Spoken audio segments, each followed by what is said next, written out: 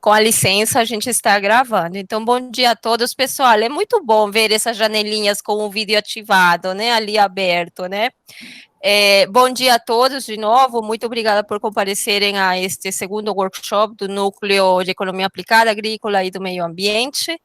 Ele é a atividade de encerramento da disciplina de seminários de teses, mas a gente abraçou a mesma como um evento, né, de integração do núcleo, né, e de todos os seus membros, até porque as nossas agendas sempre são muito agitadas, né, e a gente precisa, né, parar um pouquinho para a gente, mesmo entre nós, saber, né, o que nós estamos fazendo e como podemos, né, seguir esse processo de integração, né, entre os seus membros, né, sempre falo, né, nós, antes de docentes e alunos, somos pessoas, né, e a gente tem muito a contribuir se a gente se une, né, e o evento é mais uma ação, né, visando justamente essa integração.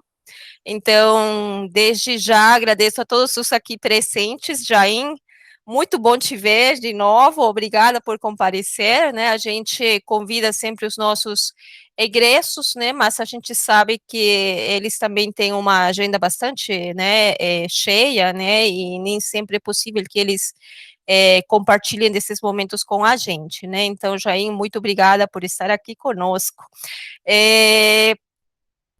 Muito bem, para dar início, então, a este evento, a gente conta com a participação do Geraldo Marta.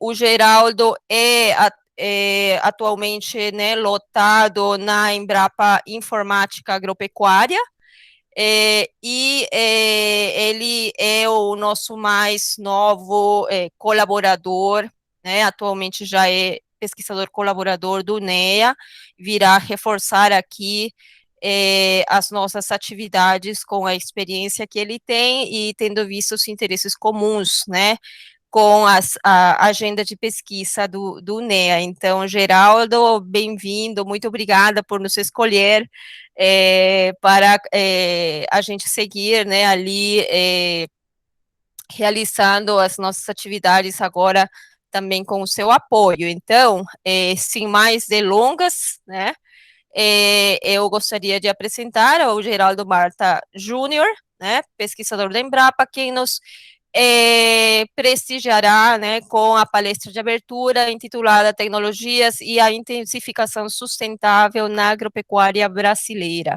Eu peço, por favor, a todos que, enquanto o Geraldo estiver apresentando, mutem os seus microfones para evitar o ruído, mas vocês ainda têm o chat, né, para elaborar as suas perguntas, e tem a mãozinha também no canto inferior direito, né, para levantar caso, após a finalização da apresentação do Geraldo, vocês queiram realizar perguntas e participar do debate. Certo, Geraldo? Então, a palavra é toda sua. Ivete, obrigado, muito obrigado por esse gentil convite, agradeço também toda a equipe do NEA, aí, uma acolhida muito legal, em particular o Tuca, né, sempre muito solícito, né, sempre fazendo essas pontes, e com esse bom dia a todos, eu preparei algumas reflexões aqui, espero que algumas dessas informações sejam úteis para vocês. Ela verte, obviamente, sobre a agricultura, e como a Ivete já comentou com vocês um pouquinho, sobre essa parte de tecnologias nesse processo de intensificação, e da mesma forma que no final dos anos 80, dos anos 90, começaram a surgir algumas discussões sobre a sustentabilidade, né, e havendo algumas diferenças de definição, até que chegaram à conclusão que a sustentabilidade ela deveria abranger pelo menos as dimensões técnico-econômica, social e ambiental, né? Então a gente entende também que essa intensificação sustentável segue na mesma tocada, na maneira de atender essas dimensões técnico-econômica, social e ambiental. Eu acho que se eu conseguir organizar de uma maneira correta o meu pensamento, os slides, no final dessa apresentação, vocês não vão ter a menor dúvida que não é possível caminhar adiante sem tecnologias no sistema de produção, e também, obviamente, sem a gente começar a ter um olhar muito atento para a maneira como que nós tocamos os nossos sistemas de produção agropecuário, em atenção a essas dimensões ambiental, social e também, obviamente, técnico-econômica, senão o negócio não existe. Eu só vou pedir uma gentileza para vocês, que, na verdade, é o seguinte, eu não enxergo absolutamente nada do que está acontecendo aí no Google Meets. Então, se alguém tiver algum comentário, ou se por acaso vocês não escutarem, por gentileza, me avisem, ok? Perfeito. Obrigado, Ivete. Bom, basicamente seria isso. Vamos mostrar um pouquinho como que nós chegamos até aqui. Vamos também apresentar algumas estatísticas, algumas análises que reforçam a tecnologia como um importante driver para essa agropecuária brasileira, com foco no longo prazo, primeiro algumas perspectivas e depois alguns desafios, e, dando tempo, eu faço aqui algumas considerações do que a gente está vendo dentre as inúmeras possibilidades, alguns tópicos de pesquisa que, de repente, vocês julgam interessante estar avançando. Ivete, eu estou olhando aqui, são 9, 10, daqui uns 30 minutos, se você, por gentileza, puder me avisar, que daí a gente não atrasa aqui as perguntas, não atrasa nenhum horário. Pode deixar. Ok, vamos lá. Pessoal, vocês veem aqui a setinha quando eu balanço ela na tela? Vocês enxergam, né? A primeira coisa, quando a gente olha como é que foi essa evolução da produção e da produtividade na agropecuária brasileira, aqui eu peguei desde o censo de 1950 até o último censo disponível, que é de 2017, algumas coisas interessantes, elas começam a aparecer. Eu não botei... Geraldo, Oi? A gente não vê a setinha, só para você saber, tá? Ah, tá. Eu acho que você tem que clicar lá tem que clicar, né, com o botão direito, aí você acho que escolhe lá apontador e vai aparecer um laserzinho. Se você tiver no PowerPoint, aí a gente vai conseguir ver. Ixi, eu botei no PDF para não travar. Mas tudo bem. Agora eu estou vendo também, antes estava parado, mas agora está movimentando. É que eu acho que quando eu paro, fica o cursor, desaparece a setinha, mas a setinha eu acredito que vocês enxergam, né? Ah, sim, tá perfeito. Beleza, então vamos lá. Bom, pessoal, a primeira informação relevante aqui, quando a gente começa a olhar para como que se comportou produção, área e produtividade na agropecuária brasileira, e agropecuária mesmo, aqui o que eu chamei de um agregado grãos, na verdade envolve as principais lavouras temporárias, milho, soja, arroz, feijão e trigo, e a pecuária de corte, que é a principal atividade usuária das pastagens, né? A primeira informação relevante é que entre 50 e 1970, ou seja, nesse período pós-Segunda Guerra Mundial, todo o crescimento da produção que a gente teve na agropecuária brasileira foi basicamente devido à expansão de área. Na verdade, a partir do momento que a gente saía daqueles bolsões de solos mais férteis no Sudeste e no Sul, caminhando para as beiradas do Cerrado, que eles têm solos de fertilidade natural mais baixa, na verdade até a produtividade podia cair. Então essa é a primeira informação interessante, que de 50 a 70, basicamente a expansão da produção agropecuária brasileira se deu pela expansão de área. A partir da década de 70, começam a haver uma série de transformações na agropecuária brasileira e a produtividade começa a crescer de uma maneira bastante impressionante. Quando a gente analisa o período de 50 a 2017, o que nós observamos é que esse conjunto grãos que eu chamei cresceu, aumentou a sua produtividade em quase 4 vezes, enquanto que a pecuária aumentou a sua produtividade em quase 5 vezes.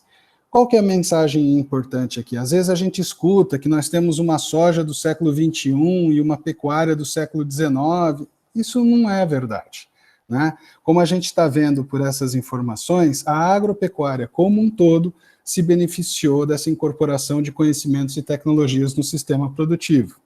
O resultado foi que, nesse período de 50 a 2017, a produção de grãos se expandiu em mais de 20 vezes, a produção de carne bovina em mais de 7 vezes e meia, só que essa expansão da produção não foi acompanhada de uma expansão proporcional na área. Então, a área de lavouras aumentou em 5 vezes e meia, e a área de pastagens aumentou, grosso modo, em 50%. E a produtividade, como a gente já viu, aumentou em quase 4 vezes no caso das lavouras e em quase 5 vezes no caso da pecuária.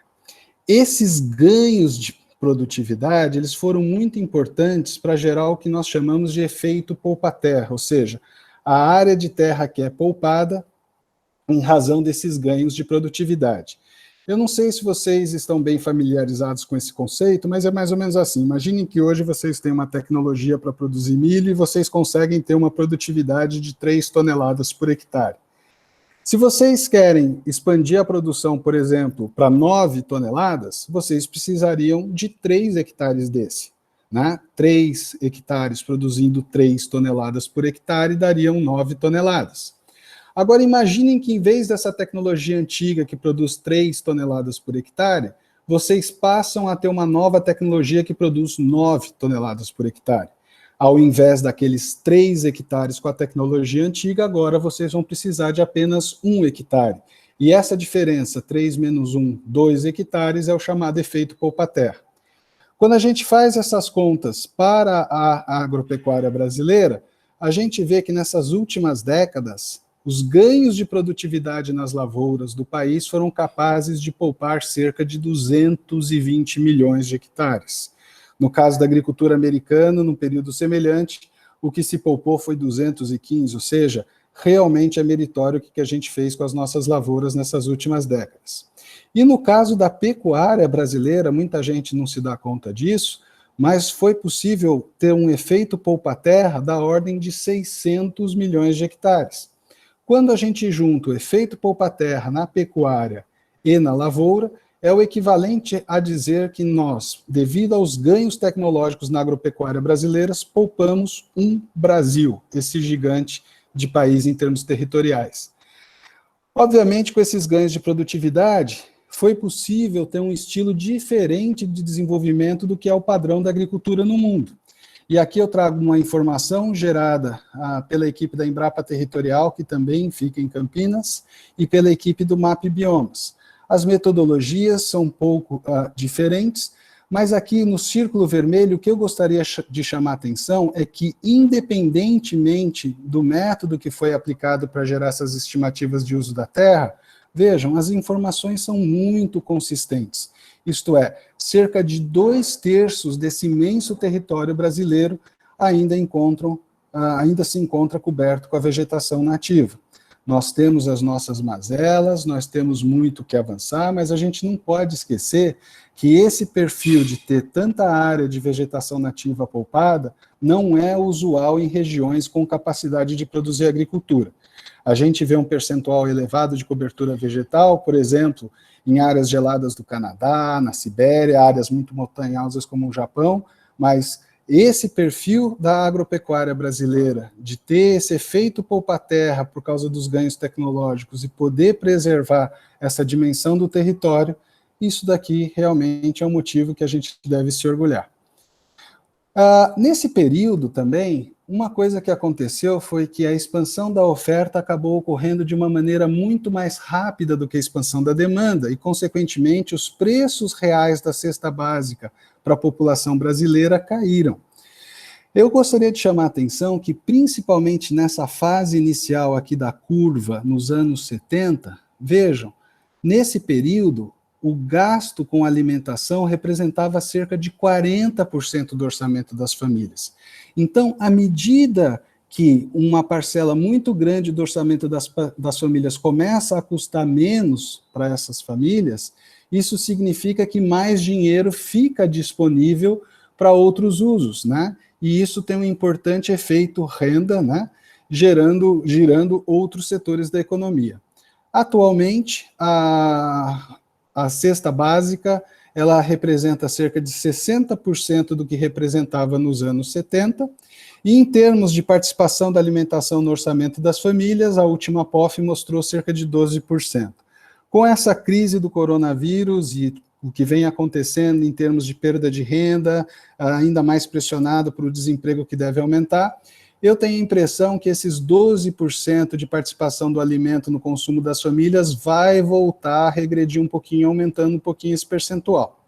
Um outro ponto que é interessante chamar a atenção nessa parte da crise do coronavírus é que, vejam, quando o coronavírus afetou a economia brasileira, 1/3 do canal de distribuição de alimentos era exatamente já alimentação de domicílios, uma mudança estrutural significativa, né?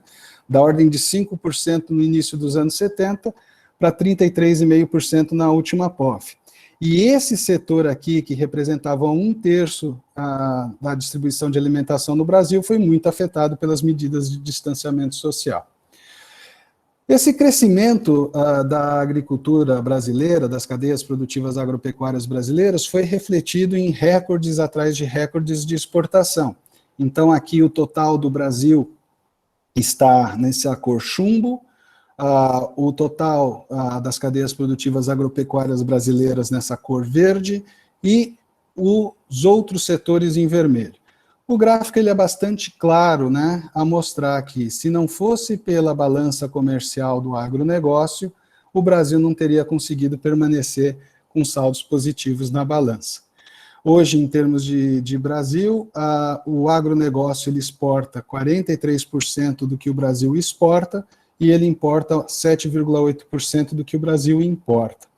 Aqui uma ressalva bastante particular, né? Muitas vezes se critica que o Brasil exporta muitos produtos da agricultura, e eu não vou questionar isso, obviamente, mas a gente tem que olhar um pouquinho as causas, né? O que acontece é que o agronegócio ele foi um setor que foi capaz de ganhar musculatura, e se a exportação de produtos agrícolas fosse de fato muito ruim, como explicar que hoje a União Europeia responde por quase 14% por 16% do mercado mundial, os Estados Unidos por 14% do mercado mundial, primeiro e segundo exportadores, e daí vem o Brasil com quase 8% do mercado mundial, ou seja, o problema não é em si a exportação de commodities agrícolas, produtos agrícolas já com diferentes graus de processamento, eu acredito, o problema é que os outros setores não conseguiram, nesses últimos anos, nessas últimas décadas, desenvolver uma musculatura da mesma proporção.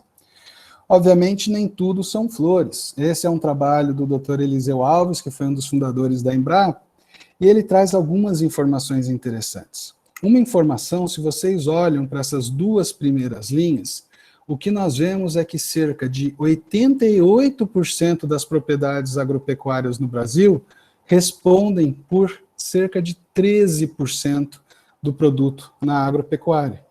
Em contrapartida, essa concentração mostra que menos de 1% das propriedades do Brasil respondem por metade de toda a renda, de todo o produto na agropecuária.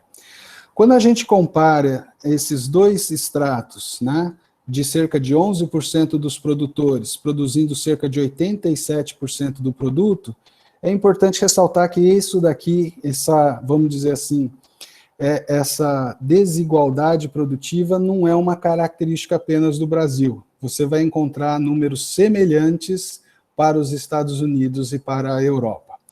Uma análise que o Dr. Eliseu faz aqui é que essa população, esse grande contingente aqui, pelo volume que geram de renda, provavelmente não são agricultores. Talvez a solução para essas pessoas não esteja na agricultura, mas nada impede que elas consigam oportunidades no meio rural, eventualmente buscando uma indústria, um serviço, uma agroindústria, um agroserviço.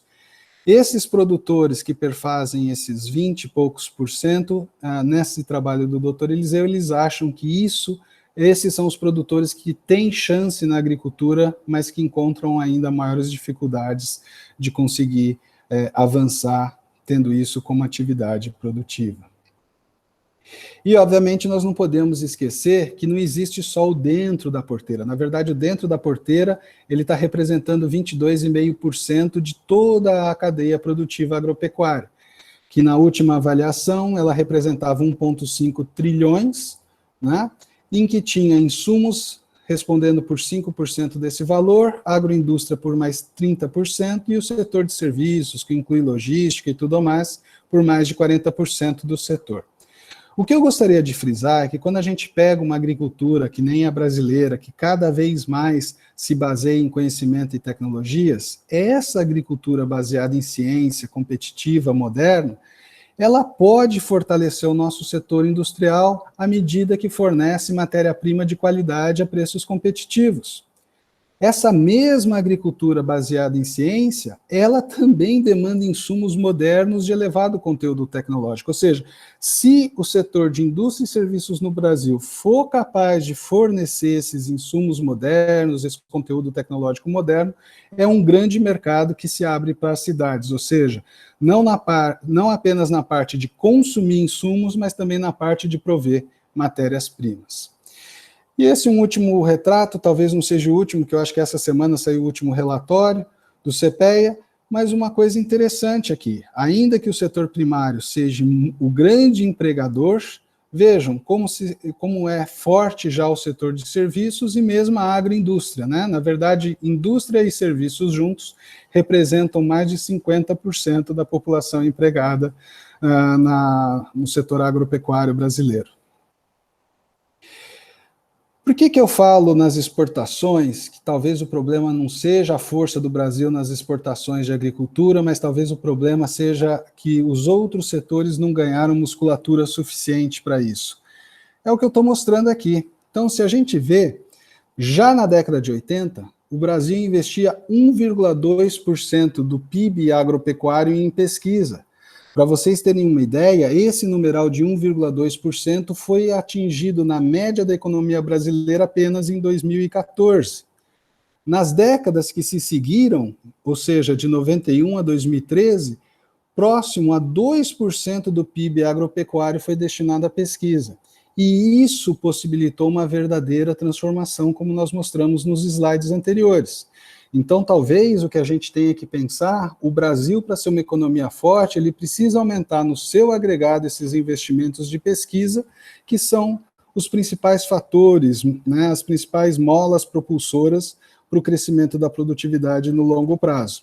Não precisa dizer que nos últimos anos a gente, em vez de estar aumentando isso, ao contrário, nós estamos reduzindo.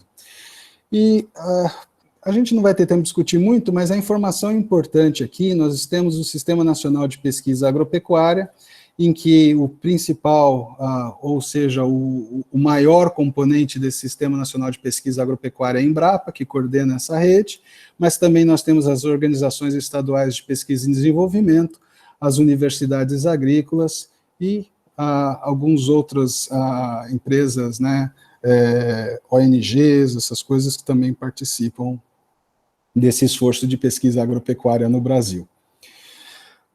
O ponto que eu queria chamar a atenção é que quando a gente vê o que está acontecendo com a renda na agropecuária, com um produto na agropecuária, o que nós observamos, esse daqui são as análises, a função de produção feita com base no ano de 95, 96, do censo de 95, 96, e isso feito com base no censo de 2006. Infelizmente, as análises com 2017 só saem no comecinho do ano que vem.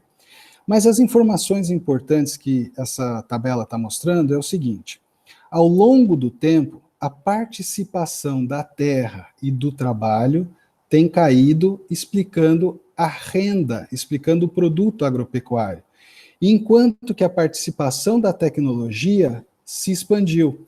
Ou seja, a tecnologia atualmente já explica quase 70% da renda na agropecuária, o que significa dizer que não há muita oportunidade para se ter sucesso na agropecuária se os produtores não tiverem acesso à tecnologia. Entre essas tecnologias, existe um rol enorme de tecnologias. Uma das bandeiras de intensificação sustentável, que seria um misto de sistemas conservacionistas, sistemas que permitem mais de uma lavoura por ano, por exemplo. Então, para ilustrar, em algumas regiões do Brasil, na verdade, em várias regiões do Brasil, é possível a gente entrar com uma primeira safra, por exemplo, de soja precoce, soja de ciclo precoce.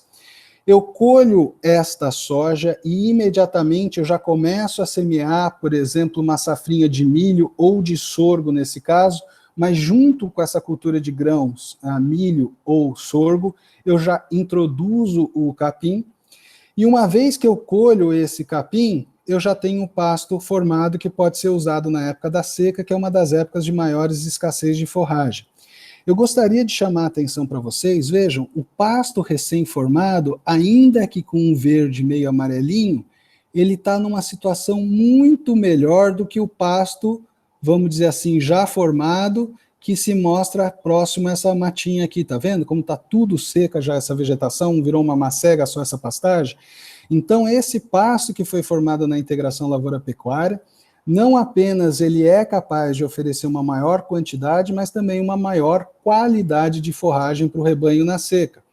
E o que é espetacular é que, uma vez que se iniciam as chuvas, cerca de 3, 4 semanas depois, esse pasto ele cresce com um vigor muito grande por causa do residual de fertilidade do solo deixada pela lavoura de grãos, e aí eu posso fazer uma decisão, ou eu sigo por algum tempo com a pecuária, ou eu retomo um ciclo com lavouras. O que é impressionante é que nessa situação eu sou capaz de produzir 365 dias no ano sem irrigação. Obviamente, não apenas dentro da porteira, né, ou vamos dizer, no sistema de produção, mas toda essa parte bio descortina uma série de oportunidades para a gente. Bioinsumos, biofármacos, bioprodutos, e aqui cabe um mundo de discussão, porque as oportunidades são imensas. Desde a gente avançar para uma biologia avançada, digamos, mais radical, por exemplo, transformar a planta de soja para ela produzir substâncias que tratam AIDS, que a gente já conseguiu fazer, até passando para bioplásticos ou biomembranas que permitem a gente ter uma liberação controlada de fertilizantes, de medicamentos e assim por diante. E uma coisa que tem atraído bastante atenção ultimamente, óbvio, são as questões relacionadas à transformação digital, às soluções digitais, que começam a surgir, começam a aumentar em termos de alternativas, com essa capacidade aumentada das tecnologias da informação e comunicação dos últimos anos. Em última análise, esse rol de soluções digitais, eles vão permitir uma capacidade ampliada para a gente observar, registrar dados e tomar decisão, e essa introdução de mais robôs, inteligência artificial nas propriedades, tudo isso colabora não apenas para a gente fornecer mais soluções para a cadeia de inovação na agropecuária, mas também dentro da porteira e na cadeia produtiva, para a gente ampliar a eficiência em termos de gerenciamento de operações e a melhoria no processo produtivo de uma maneira geral. Um ponto que eu acho importante sinalizar é que o produtor brasileiro, ele toma as suas decisões fortemente influenciado pelos sinais de mercado, e isso acontece por quê? Porque ele é desprovido praticamente de incentivos. Aqui na figura é o estudo feito pela OECD, as estatísticas levantadas pela OECD, em verde a gente tem o Brasil, em azul os Estados Unidos, nessa cor meio amarronzada a União Europeia e em vermelho a China. O que a gente nota é que, na média de 95 a 2017, o nível de incentivos na agropecuária brasileira foi de apenas 1,6% da receita em nível de porteira. A China, no mesmo período, teve quase 9% de incentivos, mas a China vem aumentando de uma maneira muito forte o incentivo ao seu setor agropecuário. A poderosa agricultura americana chega a 13% de incentivos, e aí a Europa chega perto de 30%, 27% de incentivos em termos de propriedade, em termos de fazenda, receita em nível de fazenda.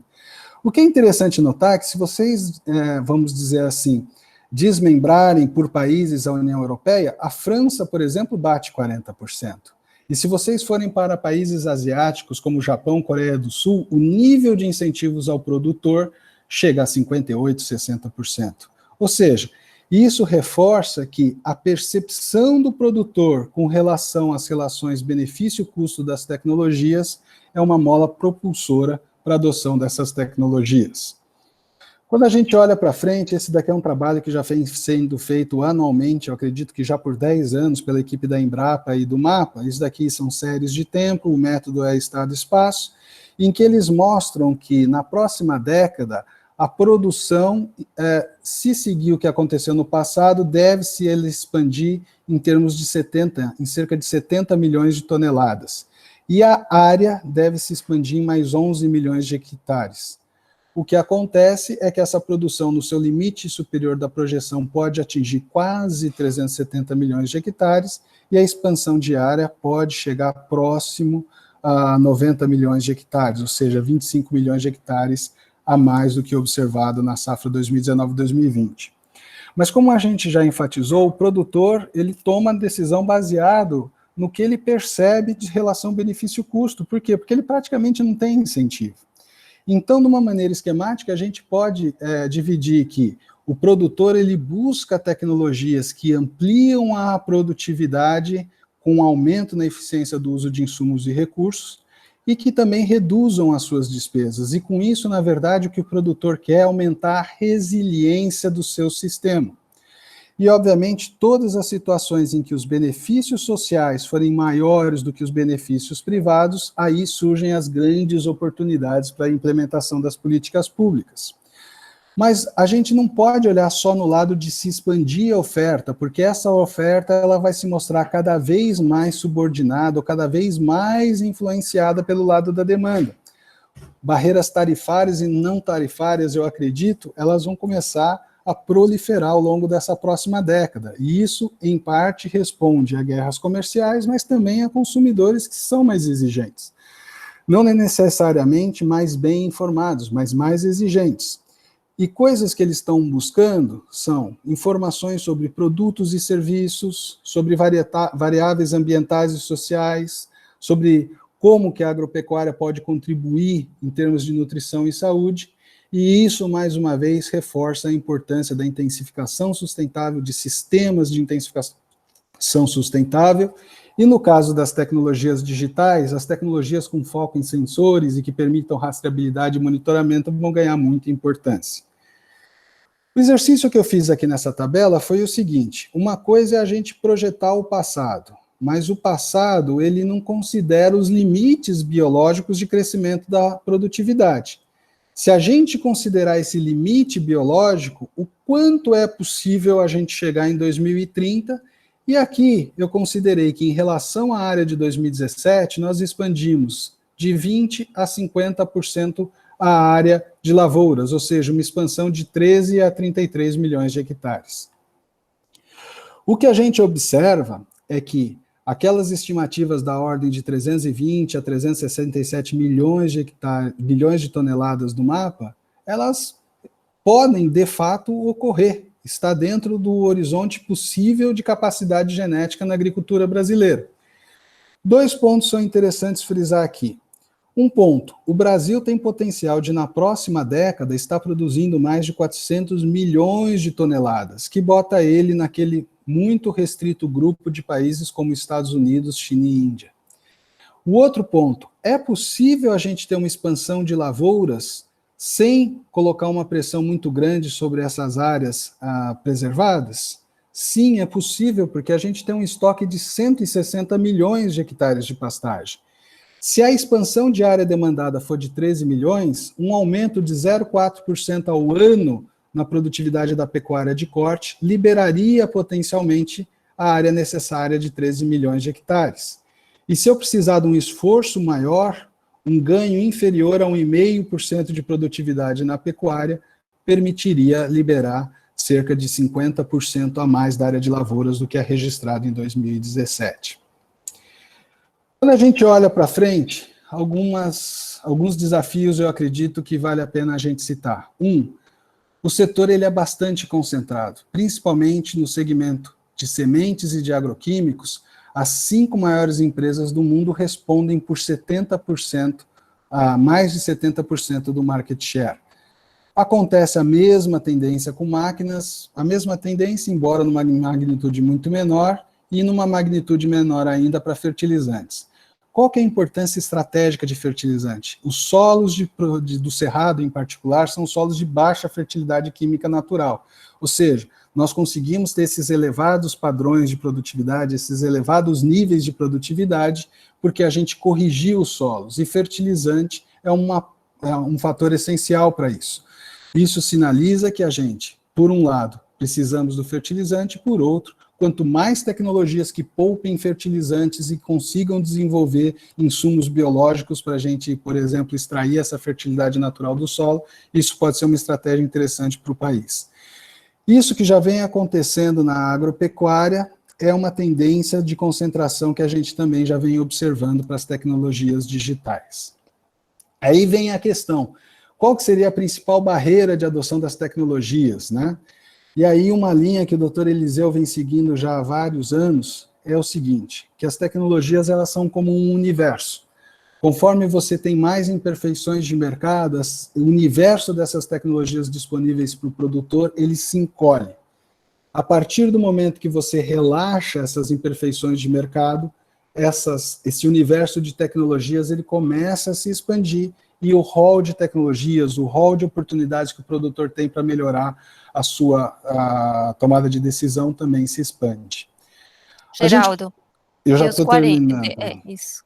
Quer que termine agora? Ou ainda sigo mais uns 3 minutinhos? Não, pode. Eu só dei o aviso que você me pediu. Excelente, muito obrigado. Outro ponto que é importante é o seguinte, o comportamento das tecnologias muitas vezes são vistas de maneira isolada. E o caso da tecnologia digital é interessante, a gente sabe como cada tecnologia isoladamente se comporta, mas como se comporta um conjunto de tecnologias? Qual tecnologia ou qual conjunto de tecnologias que de repente o produtor vai optar nesse contexto em que ele tem um sistema em que tem baixo nível de incentivos? Como que essas tecnologias vão estar se comportando frente a eventuais mudanças estruturais? O coronavírus está mostrando, hoje nós só nos comunicamos, fazemos reunião, aula por meio digital. Isso está acelerando também nas propriedades agrícolas. Hoje são drones que nos ajudam no controle, no manejo da fazenda remotamente. No futuro, nós vamos ter veículos autônomos. Como que isso vai impactar todo o setor agropecuário? E como não podia deixar de ser, né, para quem mexe com pesquisa, esse é um ponto muito caro para a gente, mas a intensidade de investimentos em pesquisa agropecuária pública, ela requer, no mínimo, isonomia frente aos principais competidores internacionais. Os países ricos, que são, como eu falei para vocês, União Europeia e Estados Unidos, os principais exportadores de commodities agrícolas no mundo, eles estão investindo cerca de 2,5% do PIB agropecuário em pesquisa. O Brasil investia 1,9% alguns anos atrás, hoje, de repente, está investindo 1,5%. Se a gente não elevar o investimento de pesquisa pública e trazer muito mais investimento na iniciativa privada, eu acho que vai ser muito difícil a gente fazer frente a esses desafios. Por quê? Porque nos países desenvolvidos, a pesquisa pública representa cerca de 50% dos investimentos em pesquisa. No Brasil, cerca de 90%.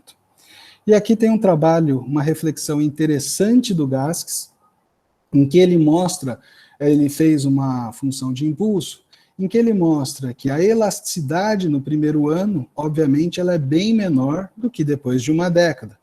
Mas por conta do tempo, vamos chamar atenção para essa última linha aqui, que é a linha da pesquisa, em que o Gaskes mostra que o aumento de 1% nos gastos de pesquisa, e aqui no caso foi pesquisa exclusiva da Embrapa que ele usou, chega a aumentar a produtividade total dos fatores na agropecuária brasileira em 1,1%. É a única resposta elástica que ele foi capaz de observar. Bom, finalizando, acho que eu tenho mais 2, 3 slides, é que a gente precisa entender melhor essas dimensões técnico-econômica, ambiental, né, para a gente dar apoio para o setor privado, dar apoio para políticas, para programas, né. Uma linha que eu acho muito promissora é a gente ampliar esses estudos, né, de impactos socioeconômicos em nível regional, ou seja, a gente pega a realidade da fazenda, mas, se possível, alarga um pouquinho para essa dimensão regional, e aí a gente dá choques de tecnologia, como que essa situação poderia se transformar com um rol de tecnologia que eu seleciono. Por exemplo, integração lavoura, pecuária e floresta, por exemplo, soluções digitais, por exemplo, como que a internet das coisas vai alterar as relações de tomada de decisão, e assim por diante. Como que incentivos e desincentivos funcionam, e aqui nesse caso chamando muito a atenção para as assimetrias, né, para as imperfeições de mercado, que é o que eu mostro nessa figura, né. Aqui à esquerda é o jeito que estava sendo percebido, e aqui à direita, com uma melhora de apenas 7% em termos de troca, a gente vê que a renda líquida ela começa a se tornar interessante e, inclusive, positiva. Uma outra pergunta em termos regionais que a gente pode fazer é o seguinte: qual que é o nível de incentivo, qual que é o tamanho do incentivo para eu atingir uma determinada meta?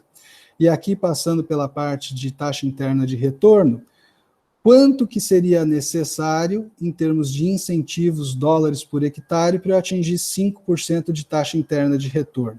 A primeira informação interessante é, se eu não conseguir ao menos minimizar as imperfeições de mercado, que significa sair dessa figura à esquerda e passar para essa figura da direita, os níveis de incentivos teriam que ser muito maiores e a política provavelmente seria muito menos efetiva. O que eu quero chamar a atenção, reforçando mais uma vez?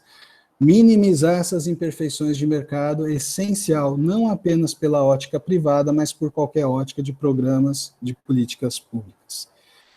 E como última menção, eu acho que as pressões que vão surgindo para a gente conhecer melhor as respostas endógenas da agricultura, por exemplo, em termos de dinâmica de uso da terra, de recursos hídricos, de emissão de gases de efeito estufa, impactos potenciais de produtividade ou de tecnologia ou de pesquisa impulsionando produtividade, isso vai ser cada vez mais importante, principalmente se a gente conseguir fazer essa ligação de uma esfera maior com a esfera de tomada de decisão em nível de região e, obviamente, em nível de produtor. E para isso a gente tem algumas ferramentas interessantes para a gente fazer essa leitura maior, que são casos de, por exemplo, modelos de equilíbrio geral ou inclusive modelos de equilíbrio parcial, mas obviamente essas informações precisam ser decodificadas para serem aplicadas daí em estratégias em nível regional. Pessoal, desculpa se eu estourei o tempo, o que eu tinha para apresentar era isso daí. Muito obrigada, Geraldo. Você não estourou seu tempo e a apresentação foi excelente. Então, agradecemos novamente, né, em nome de todos os membros aqui do núcleo, e passamos para a realização de perguntas, dúvidas, debate de forma geral. E com vocês agora, gente. O Marcelo Pereira levantou a mão. Marcelo. Você falou Marcelo Pereira ou Marcelo Pereira da Cunha? Ah, desculpa, Marcelo Pereira da Cunha. Porque além de Marcelo, tem Marcelo Pereira também. Aqui é complicado. Bom, então deixa eu perguntar rápido. Bom, Geraldo, primeiro, sem dúvida, parabéns pela excelente explicação, né, apresentação. Nada como os fatos, né, para melhor trazer, né, a configuração sobre o ponto de partida para qualquer tipo de análise, né. Então, uma boa parte da tua apresentação foi muito clara, né, em fatos que são absolutamente relevantes na evolução toda da agropecuária brasileira, né. Eu vou fazer uma pergunta que, na verdade, ela se divide em duas, e eu não sei o quanto que você pode explicar, se fica aí à vontade. Bom, primeiro é o seguinte, uma pergunta acho que é difícil, né? O quanto que as mudanças climáticas podem colocar em risco todo esse ganho que nós tivemos para a nossa, na evolução da nossa agropecuária, né? Porque dependendo como ocorrer, né, a elevação média do planeta, né, nós sabemos que existem vários cenários onde justamente essa região do centro-oeste, ela pode ser bastante castigada pela mudança climática, né? E ainda dentro da mudança climática, o quanto que ela tem alterado as pesquisas da própria Embrapa. Por exemplo, eu achei bastante interessante essa expressão que você colocou, se eu capturei direito, que são os limites biológicos, né? Então, em termos, novamente, das possibilidades, né, da intensificação da gravidade da mudança climática, o quanto que ela já está orientando mudanças de pesquisa na própria Embrapa para que se possa fazer, né, ou continuar mantendo o agronegócio brasileiro como realmente bastante expressivo. Obrigado aí pela tua apresentação. Eu que agradeço. Bom, com relação às pesquisas, hoje a Embrapa, nós temos um corpo aí de 2.500 pesquisadores, né? Pelo menos 500 estão envolvidos direta ou indiretamente com pesquisas em mudanças climáticas. Quando eu quero dizer que o pessoal está envolvido, 500 pesquisadores, né, e analistas, veja bem, eu não estou querendo dizer que as pessoas trabalham full time para isso, né? Tem alguns pesquisadores, obviamente, estão 120% do tempo nisso, mas outros pesquisadores têm uma parcela menor. Mas, ou seja, isso é muito importante dentro da Embrapa, a gente tem um portfólio muito grande de mudanças climáticas dentro da Embrapa e que olha, desde a parte dos impactos sobre o meio físico, passando pelas como as respostas biológicas podem se comportar, né? E, obviamente, a gente tem que melhorar a tomada de decisão gerencial. Por exemplo, se as mudanças climáticas alterarem os eventos como chuva, eu vou precisar que tipo de máquina para conseguir plantar mais rápido no Mato Grosso? Esse é um caso que a gente não pode esquecer. O parque operacional, por exemplo, nas fazendas do Mato Grosso, eles têm que ser maior, por quê? Porque quando dá aquela janela operacional, eu preciso entrar rapidamente. Se eu for com um tratorzinho pequeno, eu não cheguei nem na metade da linha, já está chovendo de novo. E assim por diante. Então, uma série de adaptações. E, obviamente, agora a agricultura digital também entra, né? Monitorando o movimento de pragas, de doenças, etc. e tal. Com relação à sua primeira pergunta, os riscos, obviamente, são imensos, entendeu? Os riscos são imensos e por isso que a pesquisa, como eu acabei de colocar, não para, né? Às vezes toma um chute na canela, mas a gente está continuando a seguir. Eu passei um período de 3 anos nos Estados Unidos e foi bem quando o Trump ganhou a eleição, né? E daí baniu a coisa mudança climática, né? E aí os pesquisadores do ARS, muitas vezes, o termo mudança climática não era falado, eles ficaram, né, bem chateados. Mas veja, naquela situação, talvez a coisa não era falar mudança climática, você vai aumentar a resiliência da agricultura e está tudo certo, entendeu? Então muitas coisas a gente pode continuar como de fato, né, a agenda continuou muito fortalecida nos Estados Unidos, mas é aquela coisa, se o cara não gosta de ser chamado de um jeito, não fica cutucando o chefe com isso, né? E as pesquisas caminharam. Eu acho o seguinte, 2 coisas com relação à mudança climática. O desafio para a pesquisa, e mais do que a pesquisa, porque se eu gero a pesquisa e essa pesquisa não é adotada, eu não tive inovação, correto? A inovação só acontece quando ela chega na ponta produtora. Então, eu acho que o grande esforço de pesquisa é o seguinte, a gente precisa ser capaz de gerar um esforço de pesquisa que seja, no mínimo, da mesma magnitude que o efeito contrário que as mudanças climáticas vão colocar. O que eu quero dizer é o seguinte, imagine que a mudança climática tem potencial para reduzir em 20% a produtividade da soja. A gente tem que ter um esforço contrário de pesquisa e de inovação que, no mínimo, neutralize esse esforço e, de preferência, siga um pouquinho mais para frente para a gente crescer. Eu acho que esse é um ponto que a gente vai ter muita oportunidade de testar, por exemplo, com esses modelos de resposta endógena da agricultura, modelos de equilíbrio geral, porque esses modelos se prestam para fazer esse tipo de pergunta. E se tal coisa mudar, o que acontece? Agora tem uma outra coisa que eu acho bem interessante, é um colega nosso, infelizmente faleceu novo, o Jason Bedell, da Universidade de Minnesota. A tese dele, o que ele mostrou? O óbvio, o produtor não é burro, ele muda. Então, quando ele pegou 1870, o milho nos Estados Unidos era plantado na borda do Mississippi. Hoje o milho ele é plantado perpendicular ao Mississippi, quase na fronteira do Canadá, né? E essa locação responde 20% da produção do milho no período de 1870 a 2007. O que eu quero dizer?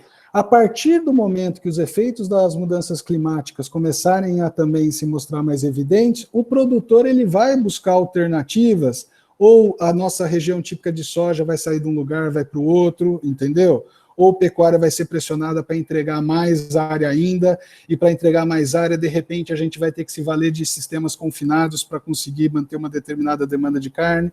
O que eu quero dizer é o seguinte, são 2 esforços. Um é o esforço da pesquisa, da cadeia produtiva em termos de inovação, para conseguir tentar, no mínimo, neutralizar o efeito contrário, mas isso vai ser acompanhado de mudanças também de tomada de decisão do produtor, em alguns casos abandonando a produção em determinado lugar e passando para outro.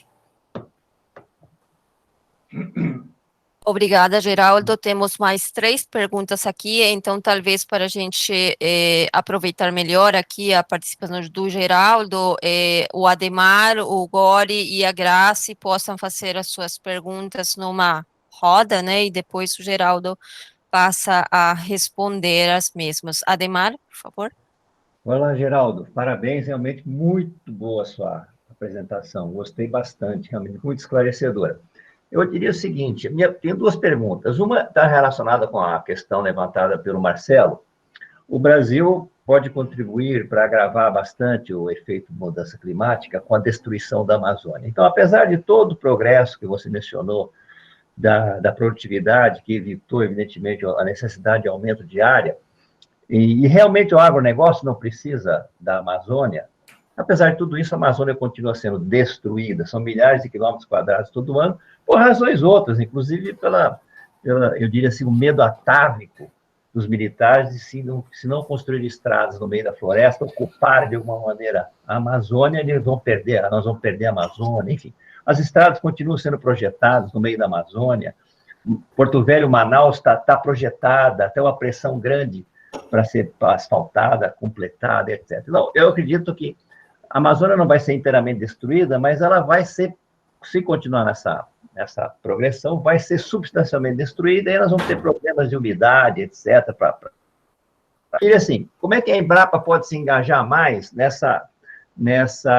junto com o agronegócio, para frear a destruição da Amazônia? Esse é um ponto. A segunda pergunta tem a ver com você falou em desigualdade, porque 1% das propriedades, enfim, respondem por 50%.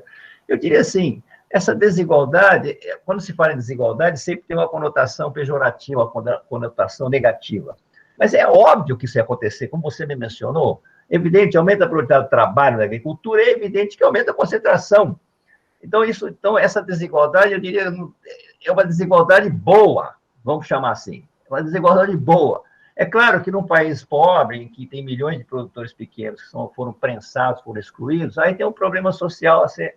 Mas a gente vê que isso é jogado politicamente de uma maneira errada. Quer dizer, a agricultura é evidente que tem que ter pouca gente, senão não tem produtividade do trabalho. Então, eu diria assim, tem aí uma questão político-ideológica para ser colocada melhor. Quer dizer, eu não diria que é desigualdade no sentido negativo. É uma coisa que tem que ser defendida. E é claro que tem que fazer alguma coisa para aqueles que não vão poder entrar nesse vagão. Então, tem que ter uma posição mais proativa. Não tem desigualdade nesse sentido. Gori? Bom, primeiro, agradecer a colaboração do Geraldo, né, e parabenizá-lo pela excelente apresentação, de fato, muito esclarecedora. As minhas perguntas não têm nada a ver, eu acho que com as feitas pelo Cunha e pelo Ademar. O Geraldo falou bastante, né, da questão do desenvolvimento da agricultura e como ela foi responsabilizada pelo fracasso dos outros setores econômicos no Brasil. De fato, é muito cômodo, né, você encontrar um responsável pelas suas mazelas, né? Eu acho que é isso que sobrou para a agricultura e é o que nós chamamos de diferença entre associação e causalidade, né? O fato de a agricultura ter se desenvolvido e os outros setores não quer dizer que a agricultura tenha sido responsável. Eu queria que, se sobrar tempo, né, que você explorasse um pouquinho mais, afinal, quais são os fatores que explicam o sucesso da agricultura? Será que foi o aumento da demanda por proteínas e fibras no mundo, ou foram alguma política que foi feita no Brasil que tenha estimulado? Nesse sentido, você falou no final sobre incentivos que devem ser, que o Brasil deveria estimular mais, né, a agricultura. Não seria esse um problema, talvez, da indústria no Brasil, incentivos mal aplicados, que teriam sido responsáveis pelo fracasso, ou seja, de que forma incentivos poderiam ajudar a agricultura a ser mais competitiva? Muito obrigado. Perfeito. Graci? Oi, gente, bom dia. Primeiro, obrigada, Geraldo, realmente foi ótimo. Mas eu queria trazer um pouco, porque dá para você ver o copo meio cheio e o copo meio vazio, e eu vou focar no copo meio vazio agora, tá? Apesar dos ganhos de produtividade, a gente tem uma pecuária aí, que a gente tem o quê? Uma média de meia cabeça por hectare de unidade animal, um rendimento, claro, tem muitas agropecuárias, né, tem produtores que têm um nível de tecnologia maior, mas a gente vê também aí uma receita média de 500 a 600 reais por hectare. A minha pergunta, na verdade, é como que essa tecnologia que já está muito avançada, inclusive, por exemplo, os sistemas integrados, né, de integração lavoura-pecuária-floresta, pode atingir a todos os produtores, porque a gente tem níveis muito diferentes de de tecnologia entre os produtores. Realmente é gritante a diferença. Uma coisa é um produtor de lavoura que já tem máquina, que já trabalha com lavoura, adotar um sistema como esse de um pecuarista que é simplesmente pecuária, que é só deixar o gado lá. Então, assim, como que a gente pode ter algum nível de política pública que consiga atingir a todos os níveis dos produtores que a gente tem hoje, né? É mais essa pergunta. Obrigada. Obrigada, Graci. Bom, para fechar esta roda, tem mais uma pergunta do Zé Maria.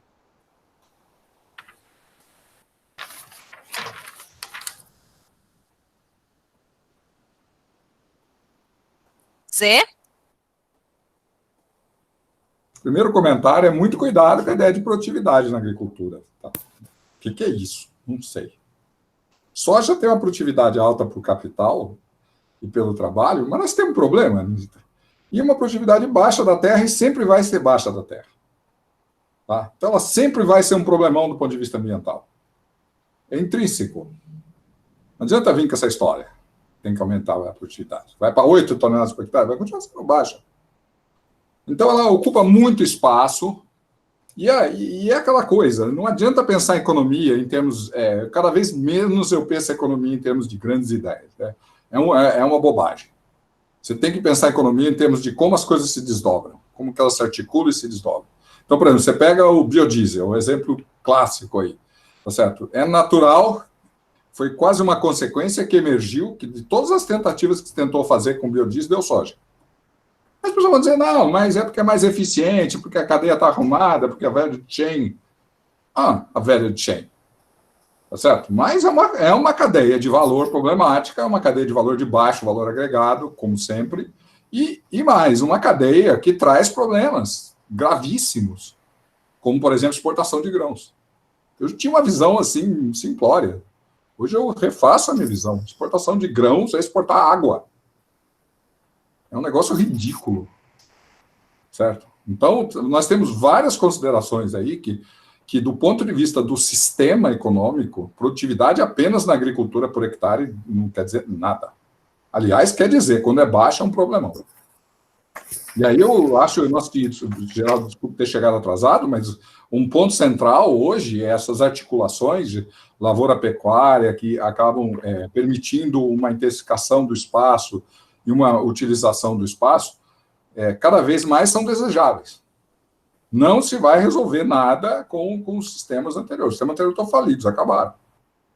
Outra coisa, tá certo? Reciclagem, uso da energia e a transformação dos espaços. Outra coisa é essa ideia de linhão, põe energia em tudo, vamos ser moderno. Agora eu vi de novo, economista é o jeito mais burro do mundo. Não consigo entender como os economistas são tão burros, que continuam discutindo fazer linhão. Fazer energia integrada é linhão. Fazer linhão, vamos fazer linhão. Tá certo? Estão discutindo hidrelétrica ainda. Tá certo? Não tem nenhum sentido, gente. As integrações, capacidade que você tem que integrar, energia é local, é capacidade de entrega no local. E você tem N alternativas hoje que aumentam o valor no espaço que você está ocupando, tá? E isso se tornam alternativas muito importantes, inclusive aí combinada para os cultivos tradicionais também.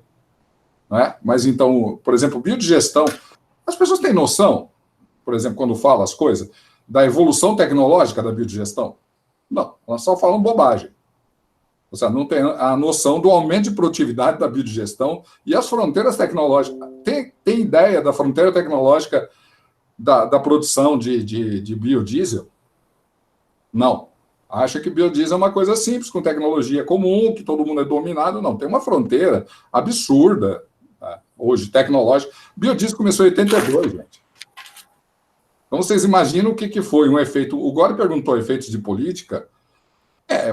Sempre tem aquele sujeito liberal que é contra qualquer política, porque diz que as coisas o mercado vai alocar. Nós estamos vendo agora no Covid que o mercado... Tá certo? O mercado não aloca nada. Né? Por que o mercado não aloca nada? Porque, por exemplo, é muito interessante para os caras de equipamento segurar. Então, sempre no mercado tem o delivery delay. Não sei porque no mundo neoclássico não existe delivery delay. Todo mundo tem mercado, vou entregar. Não. Por que eu tenho mercado, eu vou entregar? Tem mercado, eu vou segurar. Porque para mim é interessante segurar. Então, desculpe interromper, mas estamos com o tempo bem apertado. Então é só esse comentário de que nós temos que pensar profundamente duas coisas.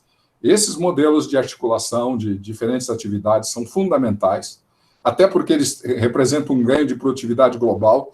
Eles são, como a Graziela falou, eles são difíceis de implementar, eles são desafiadores, né? E aí, respondendo ao Gore, eles precisam de incentivos. E mais, políticas que durem, gente, porque política, o biodiesel é um exemplo. Quantos anos levou para começar a dar certo? Né? Todas as biogás, quantos anos levou para começar a dar certo? Agora, se você ficar sempre a oscilação do preço do petróleo, e nós temos algumas coisas muito para avaliar, que é a energia elétrica, quer dizer, o carro elétrico, as novas formas que estão aparecendo, que são importantes. Tá? Então, a agricultura ela tem que estar inserida, e o Brasil tem que usar essa vantagem de poder usar a agricultura nessas novas transformações de energia e produção, essa combinação. Isso é uma vantagem que a agricultura brasileira tem, e que ela tem que ser capaz de ser competente para evitar, inclusive, que tudo seja elétrico. Tá? Obrigada, Zé. Uma pressão por isso. Bom, fechamos aqui a roda de perguntas até pelo horário, então, Geraldo, por favor. Bem rapidamente aqui, quanto às considerações do Adhemar, eu concordo, Adhemar, eu acho que você está certo. Com relação à desigualdade, é um jogo político que teve um trabalho fantástico, né, do Hoffman, né, que ele pegou os censos de 2006, que foi desagregado, né, e embora o governo sempre ficasse falando que 70% do alimento no Brasil vinha da agricultura familiar, o Hoffman estatisticamente mostrou que é impossível, né, que era uma parcela importante e era 25%, né, então, mas eu concordo, sei lá, também com algumas argumentações que a gente tem que ajudar essa população, né, eles são mais vulneráveis, né, e se a gente não fizer nada, eles vão se tornar um problema para a cidade, e aí o meu ponto que eu reforcei, o fato deles não terem solução dentro da porteira não significa que eles não podem ter solução no meio rural, e aí que seria, de repente, incentivar o treinamento dessas pessoas para serem absorvidas por uma indústria, por serviço. E a outra parte do desmatamento é aquela coisa, né, o que você quer? Não tem o que falar, né, a Embrapa vem fazendo muita coisa, gerando tecnologias, né, no caso do tipo poupa-terra, para aliviar a pressão sobre o ecossistema, e se você vê o alinhamento que está acontecendo, a Europa cada vez mais subindo o tom, né, inclusive agora colocando essa questão de ambiente como sendo uma situação sine qua non para avançar com o tratado com o Mercosul. E o presidente eleito dos Estados Unidos já sinalizou que isso vai ser uma bandeira forte dele. Agora a Europa e Estados Unidos já pensando num acordo global. A China, por fora, já está querendo dar o próximo passo para botar essas pressões. Quer dizer, é aquele ponto. O que me chama a atenção é assim, se a gente for ver mesmo alguns estudos muito críticos, né, teve um estudo da Nature, publicado da equipe aí do Brital, do tudo, mas veja, se você vê esse estudo por uns outros olhos, né, 93% plus, né, da soja brasileira está dentro de uma conformidade. Então, são realmente pequenos, uma parcela pequena de produtores que eles têm causado muito ruído, e aí é uma parte governamental que tem que aumentar essa fiscalização e fazer cumprir de fato a lei. Com relação à questão do Gore, né, Gore, eu acho que tem muitas coisas legais que você colocou, duas molas propulsoras, né, para o desenvolvimento da agricultura, foi a industrialização final dos anos 60, começo dos anos 70, e essa migração acelerada, né, a política de industrialização forçada do governo brasileiro, ela estava tendo as pessoas migrando para a cidade, né, todo aquele efeito, aumentar a produtividade do trabalho, tudo, e ele não podia considerar essa situação de que ia ter uma falta de alimentos, e essa falta de alimentos ia começar a pressionar salários, né, porque daí aumenta o preço, o pessoal ia começar a pedir mais.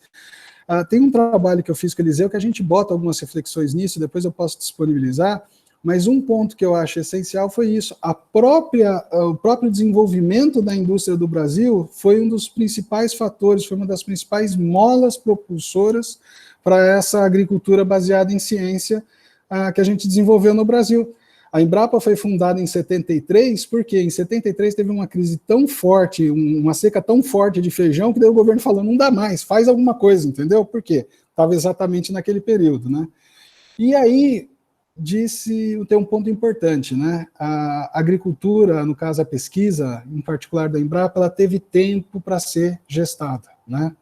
Ou seja, nos primeiros 13 anos, a Embrapa não foi capaz de entregar produtos genuinamente da pesquisa brasileira, né? Mas o governo soube esperar e soube cultivar até que a gente começou a gerar um fluxo de tecnologias e conhecimento que beneficiou a agropecuária. Quanto aos incentivos, né, a própria pesquisa pública é uma forma de incentivo, né, que gera bens públicos. Esse é o tipo de incentivo que eu acho que tem que ser constante, né? Porque sem isso a gente não faz nada. É uma fonte, né, contínua de geração de bens públicos. Agora, existem incentivos setoriais que, no meu modo de ver, eles são interessantes, mas eles têm que ter início, meio e fim, né? Não pode ser uma coisa ad eternum que nunca termina, né? Porque alguém está pagando por isso. Mas aí, mais uma vez, o tempo que isso vai ficar ativo, a gente tem que estudar caso a caso, qual que é o tipo de benefício, né? O que ele está gerando de transbordamento e por aí afora. Com relação à pergunta da Graziele, na verdade não é meia UA por hectare, é 1,1 UA por hectare, e aí eu retorno com uma pergunta: você conhece algum país no mundo com a escala de produção de pecuária a pasto no Brasil que tem algum indicador de produtividade maior do que o Brasil? Não existe, nem de perto. Outra coisa, se você pega a evolução da produtividade na pecuária, de 50 a 75 cresceu 0,3% ao ano. De 75 a 96, 3,3% ao ano. De 95 a 2006, cresceu 6,64% ao ano. Nesse período que cresceu 6,64% por ano, a taxa de lotação representou 1/3 da produtividade. O desempenho por animal representou 2/3, ou seja, se você está olhando só na taxa de lotação, você só capturou 1/3 do ganho real de produtividade da pecuária brasileira que aconteceu no período que ela mais se expandiu. E aí, quando a gente fica falando da integração lavoura-pecuária, eu acho que assim, é um sistema bom, mas é um sistema caro. Você menciona lavoureiro, com máquinas, tudo, mas o principal item de custo na integração lavoura-pecuária é o animal de reposição. Por causa desse custo do animal de reposição, uma pecuária extensiva é inclusive mais cara do que uma lavoura de soja de alta produtividade. Então, eu acho que a gente não pode ter uma visão, assim, vamos dizer, é muita discussão legal que cabe aí dentro, entendeu? Mas eu acho que, mais uma vez, não adianta falar que a pecuária brasileira é pouco produtiva. Na verdade, ela é muito produtiva, dados os fatores de produção que estão disponíveis no país. O que a gente já está vendo é uma mudança de preços relativos e, por exemplo, a quantidade de confinamentos tem se alterado, né?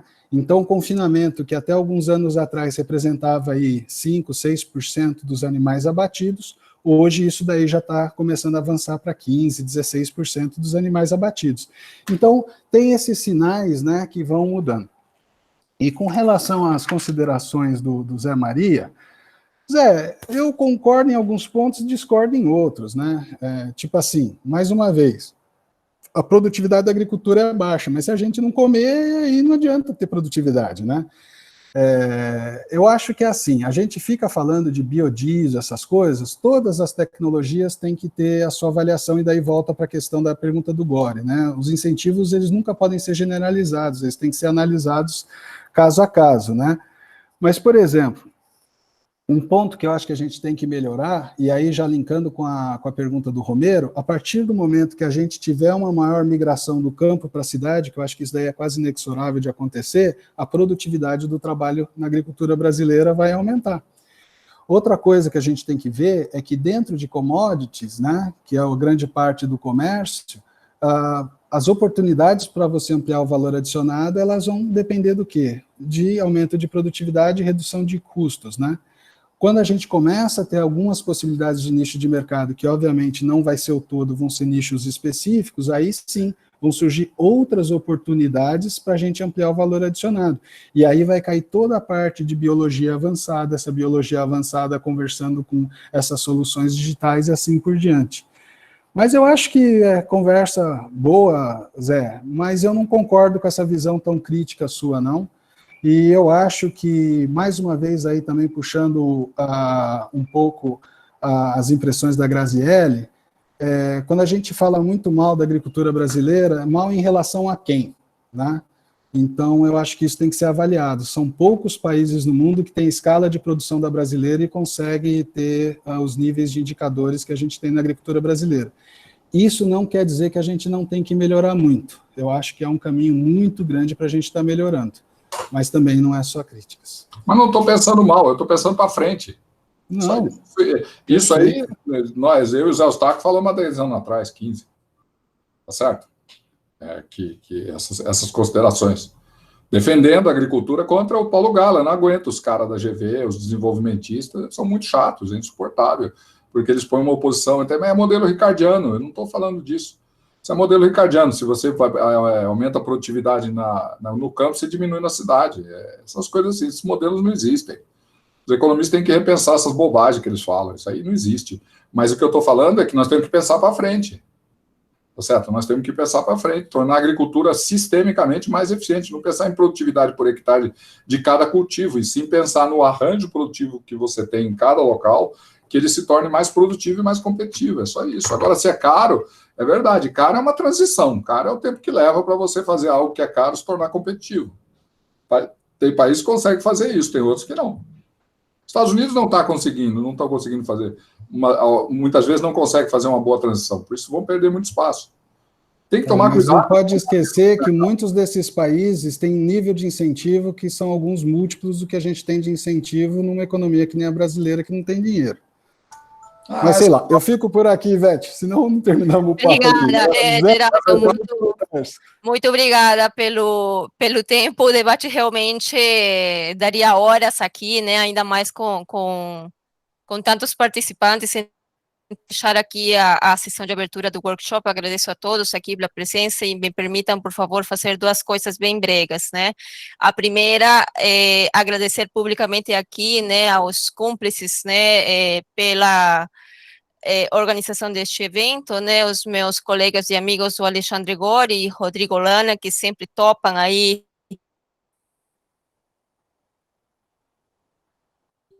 né, os pensamentos ali doidos, né, quanto a atividades e empreitadas, desafios e ações, né, visando justamente sempre a integração desse núcleo, e principalmente também o Marcelo Messias, né, porque ele é o salvador, né, que está sempre aqui nos dando o suporte